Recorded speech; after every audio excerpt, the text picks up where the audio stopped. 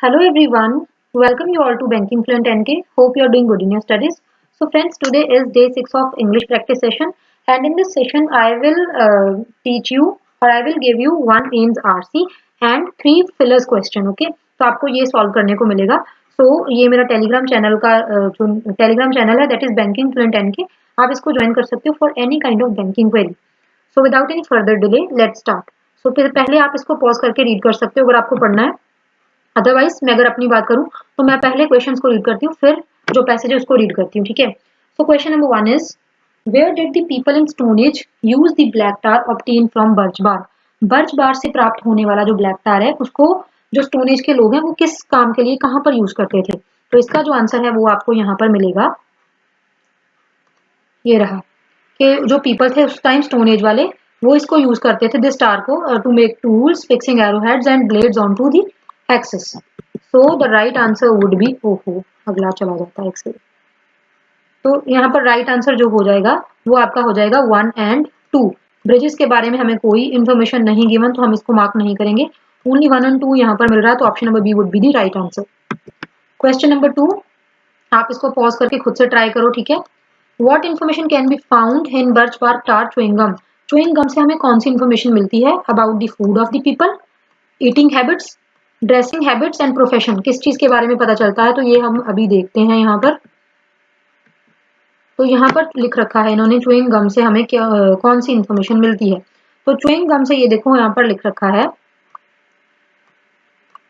Stone age tools what they eat. Okay, वो क्या खाते थे और कौन सा बैक्टीरिया उनके दांतों में रहता था. मतलब वो क्या खाते थे, इट मीन्स वो फूड के बारे में बात कर रहे हैं, ना कि ईटिंग हैबिट. ईटिंग हैबिट होता है कि वो क्या खाते थे. मतलब यहाँ पर लिख रखा है उन्होंने, एक second, what they eat, who help them to make about what they eat. Eating habit के बारे में नहीं बताया. ईटिंग हैबिट होता है कि मतलब उनका हैबिट कैसे खाते थे वो, ये सब हैबिट्स होती हैं. लेकिन यहाँ पर बोला है कि वो क्या खाते थे, मतलब फूड के बारे में बात हो रही थी यहाँ पर. ठीक है. तो इसका जो राइट आंसर हो जाएगा वो आपका सीधा सीधा हो जाएगा ऑप्शन नंबर 1, यानी कि ऑप्शन नंबर ए. ठीक है. फूड के बारे में बात हो रही थी. ईटिंग हैबिट, ईटिंग हैबिट होता है ना कि कोई मतलब कैसे खाता है. ईटिंग हैबिट में ये तो नहीं आता कि what they eat. Eating habit में ये आता है कि हमारे खाने की हैबिट क्या है, सुबह खाते हैं, शाम को खाते हैं, किस तरीके से खाते हैं. तो वो चीजों के बारे में यहाँ पर नहीं बताया गया. ठीक है. तो यहाँ पर हमें ये इन्फॉर्मेशन मिलती है कि वो क्या खाते थे, कौन सा फूड खाते थे. ठीक है. You can see. Next is, as per the passage which of the following statement is correct. DNA recover हुआ था बर्च बार्क से. ओके. टार पीसीस में जो डिस्कवर हुआ था डीएनए, वहां पर डीएनए किसका था, 2 मेल्स 1 फीमेल का था. एंड उसके बाद जो chewing gum was 10,000 years old, जो च्युइंग गम मिली थी वो 10,000 साल पुरानी थी. तो इसका हम देखते हैं कि क्या मिला था वहां पर. देखो डीएनए का तो हमने यहाँ पर रीड कर लिया, वो तो हमें दिख ही गया कि डीएनए वहां पर हमें मिला तो था. ठीक है. लेकिन यहाँ पर हम देखते हैं, एक सेकेंड, के डीएनए, ये देखो, each piece of tar appears to have been chewed just by 1%. यानी in total tar pieces captured DNA of 2 female and 1 male. यानी कि डीएनए मिला तो था, लेकिन किस किस का मिला था, 2 फीमेल एंड 1 मेल. लेकिन यहाँ पर इन्होंने उल्टा लिखा है. ये देखो यहाँ पर इन्होंने लिखा है 2 मेल्स एंड 1 फीमेल. तो यहाँ पर ये गलत हो जाएगा एंड ये भी गलत हो जाएगा और यही करेक्ट रह जाएगा. तो इसका आंसर होना चाहिए बी, ओनली 1. ठीक है.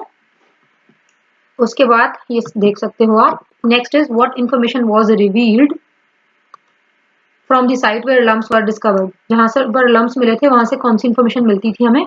ठीक है. तो साइट मतलब खाने की एक जगह थी, वहां पर टूल्स बनते थे, या डिफरेंट काइंड ऑफ ये क्या है इंफॉर्मेशन मिलती थी टूल्स के बारे में. और यहाँ फिर different ways used by people to make of stone age to make tools. Different ways, कहाँ किस चीज के बारे में बात हो रही है, साइट पर क्या मिला था हमें. अब हम वही देखते हैं. तो यहाँ पर आपको दिखाती हूँ मैं, जो पैराग्राफ नंबर 4 है, कि ये जो साइट थी जहाँ पर लम्स फाउंड हुए थे वहां पर हमें मेकिंग स्टोन ब्लेड्स, वही के मतलब टूल्स बनाने के बारे में बात हो रही है. तो ये माना जाता है कि वो जो साइट थी वहां पर टूल बनाए जाते थे. तो यहाँ पर जो राइट आंसर हो जाएगा that would be option number A. ठीक है. Option number A is the right answer. Next you can see this.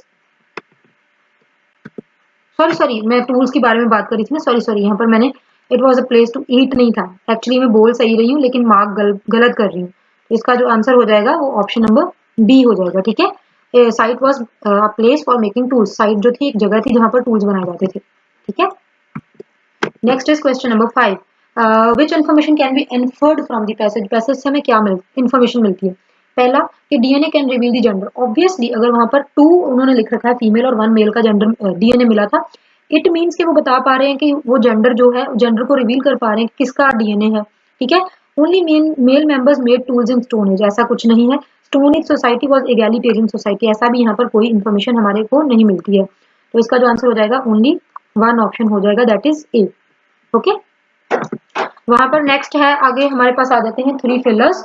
इसमें जो है फर्स्ट क्वेश्चन आपको यहाँ पर दिखेगा, तो आपको ये देखो, आपको ना ये मतलब देखने से ही पता चल जाएगा। फर्स्ट क्वेश्चन का हम आंसर ढूंढने की कोशिश करते हैं, खुद से ट्राई करो पहले तो।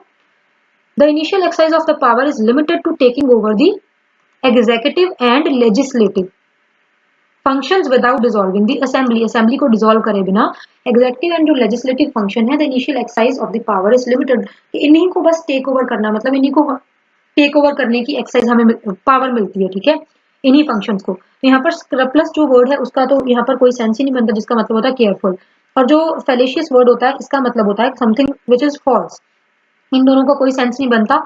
तो 1 और 3 बनता है, तो ऑप्शन हम चेक कर लेंगे, option number A would be the right answer, ठीक है। कौन से फंक्शन, एग्जीक्यूटिव एंड लेजिस्लेटिव। तो अगर आपने पॉलिटी वगैरह पढ़ रखा है तो उसमें ये चीज आपको बड़ी आराम से, मतलब बड़ी आपको आसानी से मिल गई होंगी कि ये चीजें वर्क करेंगी। देखो, अगर मैं रियल मॉक दे रही होती और मुझे स्कर्पलस और फेलिशियस का मीनिंग नहीं पता था, स्टिल मैं इसको 1-3 मार्क करके आती, क्योंकि मुझे साफ साफ दिख रहा है एग्जीक्यूटिव एंड लेजिस्लेटिव आना ही आना, ठीक है। You can read the explanation. उसके बाद ये रहा नेक्स्ट क्वेश्चन नंबर 2, फिलर्स का क्वेश्चन नंबर 2। यहाँ पर क्वेश्चन है, the judiciary needs to dispel the perception that it is no longer the pillar created to protect dash right, कि ये जो जुडिशरी इसको मतलब डिस्पेल करना चाहिए इस सोच को, इस परसेप्शन को, that it is no longer the pillar created to, ये वो पिलर नहीं रहा अब जो कि किस चीज के लिए बनाया गया था, टू प्रोटेक्ट कौन से rights, constitutional and legal rights. ये चीजें देखने से ही पता चल रही है नहीं आएंगी, लेकिन मैं स्टिल आपको इनका मीनिंग बता देती हूँ। परप्लेक्स्ड का मतलब होता है पजल होना, एंड जो पर्टिनेंट होता है, पर्टिनेंस होना है, उसका मतलब होता है रेलेवेंट, ठीक है, जो रेलेवेंट हो, जिसकी कोई रेलेवेंस हो। तो इसका आंसर हो जाएगा 3 and 4, option number D is the right answer. You can see the explanation. Next question number 3, तो यहाँ पर क्या है इन्होंने लिख रखा, just read, if it intends to do so by taking away, by taking away क्या, अगर ये मतलब इंटेंड कर रहा है, सोच रहा है, क्या सोचना मतलब इंटेंशन होना कि ये करना है, बाय टेकिंग अवे किस चीज को हटाने से, fundamental and basic human rights को हटाने से, then one can infer that the state has failed in its duty. अगर आप किसी की बेसिक और फंडामेंटल राइट्स को हटा दे रहे हो तो इससे ये इन्फर किया जा सकता है, इससे ये समझा जा सकता है कि जो स्टेट है वो अपनी ड्यूटी को निभाने में फेल हो गई है।